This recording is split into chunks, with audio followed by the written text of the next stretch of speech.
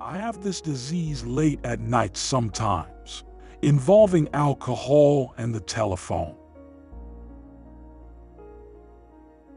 The only difference between Hitler and Bush is that Hitler was elected. Science is magic that works.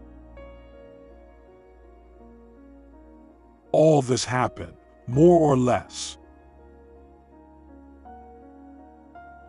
Who is more to be pitied? A writer bound and gagged by policemen, or one living in perfect freedom who has nothing more to say?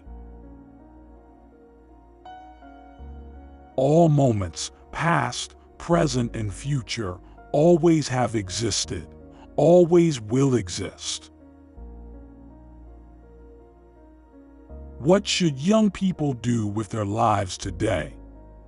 Many things, obviously. But the most daring thing is to create stable communities in which the terrible disease of loneliness can be cured.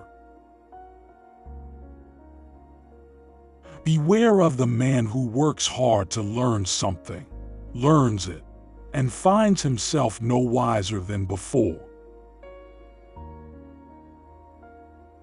There is no beginning, no middle, no end, no suspense, no moral, no causes, no effects. What we love in our books are the depths of many marvelous moments seen all at one time. Maturity is a bitter disappointment for which no remedy exists, unless laughter could be said to remedy anything. A sane person to an insane society must appear insane. If you can do no good, at least do no harm. When I write, I feel like an armless, legless man with a crayon in his mouth. Say what you will about the sweet miracle of unquestioning faith. I consider a capacity for it terrifying and absolutely vile. Take it moment by moment, and you will find that we are all, as I've said before, bugs in amber. Live by the harmless untruths that make you brave and kind and healthy and happy.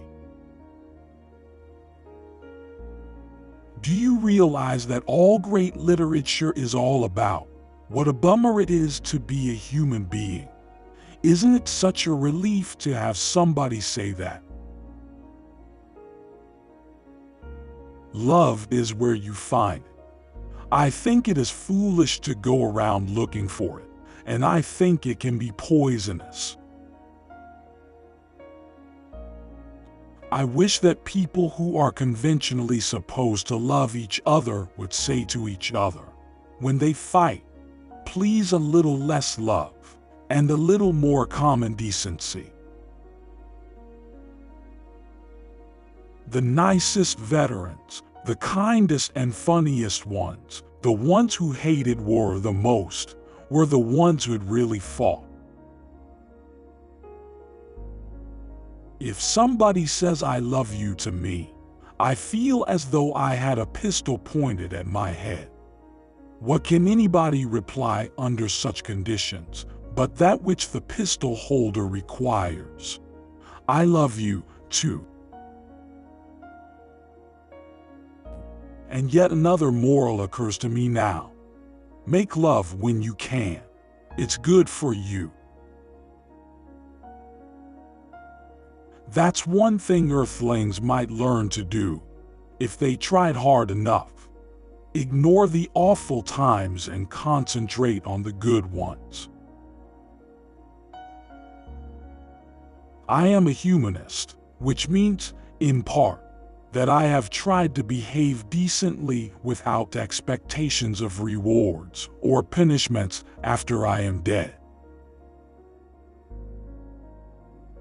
I say in speeches that a plausible mission of artists is to make people appreciate being alive at least a little bit. I am then asked if I know of any artists who pulled that off. I reply, the Beatles did. There is love enough in this world for everybody, if people will just look. We are healthy only to the extent that our ideas are humane. People have to talk about something just to keep their voice boxes in working order. So they'll have good voice boxes in case there's ever anything really meaningful to say. People aren't supposed to look back. I'm certainly not going to do it anymore. The practice of art isn't to make a living. It's to make your soul grow. It is just an illusion here on earth that one moment follows another one, like beads on a string, and that once a moment is gone, it is gone forever. You can't just eat good food. You've got to talk about it too. And you've got to talk about it to somebody who understands that kind of food. Wake up, you idiots.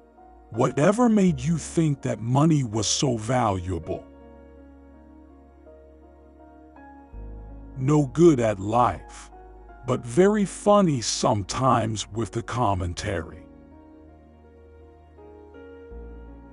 I think you guys are going to have to come up with a lot of wonderful new lies, or people just aren't going to want to go on living.